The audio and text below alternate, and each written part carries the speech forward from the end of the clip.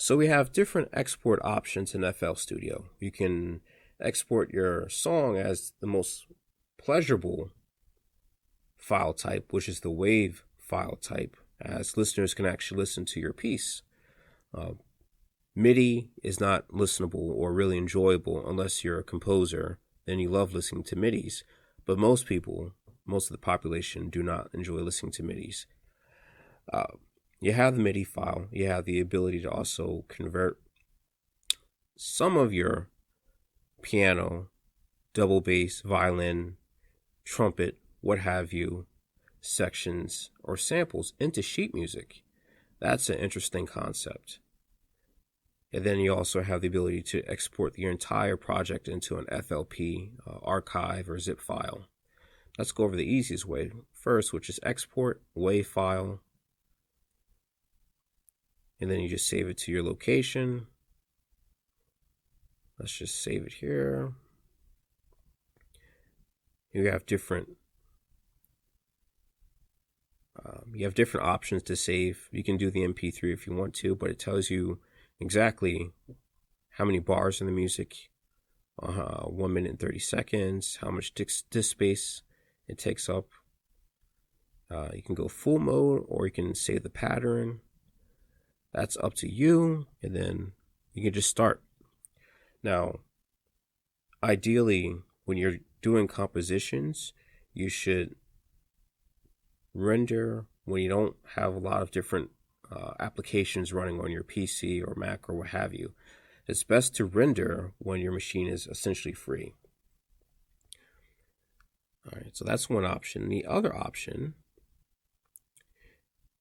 is irreversible. So if you want to save this as a MIDI file and export it to a peer or a collaborator or someone that you're working with, what you'll have to do is go to Tools, Macros, and then Prepare for MIDI Export. Now, this is irreversible. I'm just going to show you what happens when you click.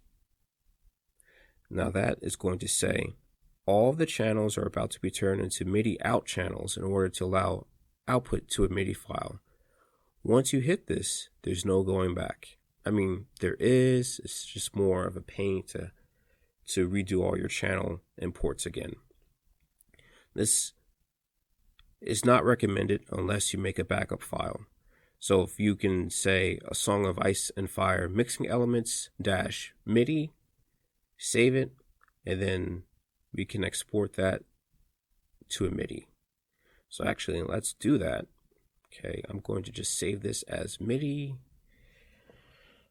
mixing elements, MIDI. Okay. Now I'm going to Macros, under Tools, Prepare for MIDI Export, no undo, press OK. Now, the important part is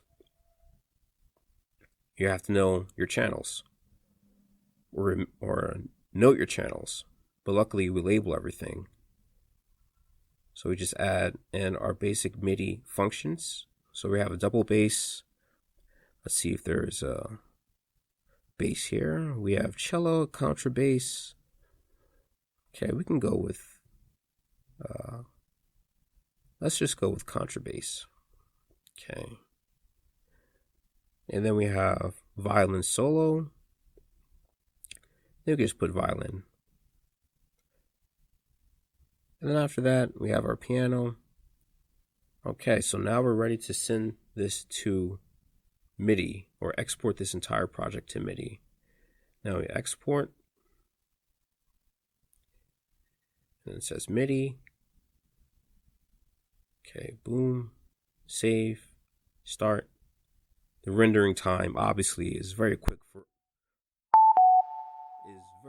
for a MIDI because it's only writing the data taken from the user, in this case, the composer's instrumentation, and convert it to MIDI channels. Very easy, unlike rendering a WAV file, which can take some time depending on the complexity. Now, the other option that we have here Let's look at our piano notes. Let's just take piano 2. We can send this as sheet music. So now we're in our piano roll. How we can create sheet music is quite simple. We can do it a number of ways. We can file, and then we export as score sheet. And this just defaults to the location within your FL Studio library file under presets. And we're going to simply name this as song piano 2. Okay, we got piano 2, and it's going to default to PDF,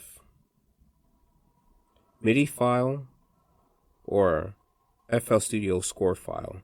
If you're working with someone that may not necessarily have FL Studio or another DAW, PDF or MIDI file. Those are the two options. So we have that. We have our PDF. Let's just save. You can put this in any key that you want. We're in F minor. Then we're going to start.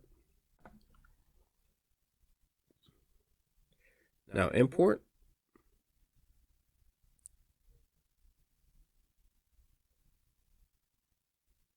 We can import our MIDI file back. Song of Ice and Fire as an example. And then when we import our MIDI data, you want to import all the tracks. So we accept, and this will, you have the option to create a new project or not. So we can just start a new project, create one channel per rack. We don't want to necessarily add Fruity LSD. That's a MIDI interpreter. And you definitely want to import time signatures. And accept.